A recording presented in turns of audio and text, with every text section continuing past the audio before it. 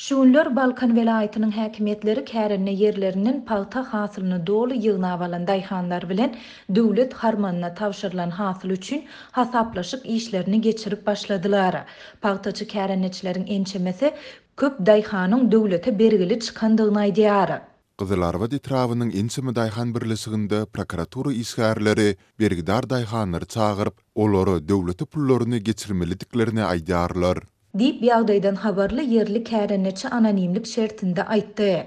Paltaçy kärenneçileriň ençemesiniň habarçymyda aýtmagyna görä, käbir daýhanlaryň bergili çykmagyna bu ýyl döwlet tarapyndan dökün we tehnika ýaly üpçünçilik hyzmatlary üçin köp pul tutulmagy sebäp bolupdyr.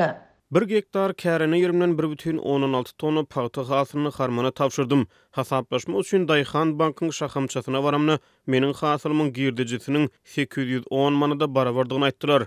Olar maňa üpçünçilik hyzmatlary şol sany sürüm mala, selka bilen ekiş hatara ýumşatmak, çigit tohumny getiren tehnika, uçurda derman sepmek, fosfor, döküne, suw we başga da birnäçe zat üçin 800 manat töletdiler. Aslynda plany dolan daýhanam nol bolup çykdy. Girdijimiz pautanyň özüni ýapdy. Ýani biz döwlete mowtuny pauta ýetişdirip beren ýaly bolduk. Munyň bilen kärennäni tawşyraýmasak peýda ýok.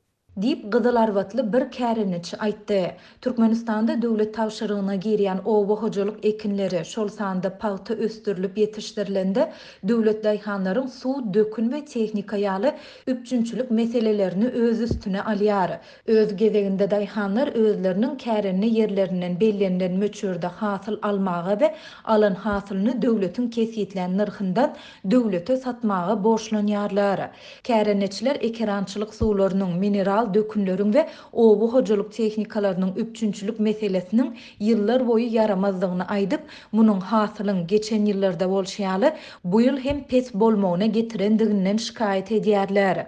1 hektar yerden 1,18 tonna palta hasylyny tawşyrmak boýunça plan kesgitlerini bu dünýä tejribesine uly plan näl. Ýöne kärenneçleriň ekrançylyk üçin zerur bolan tehnikalar dökün we suw bilen talaba laýyk üpçün edilmediligi planyň dolmalygyna sebäp bolýar.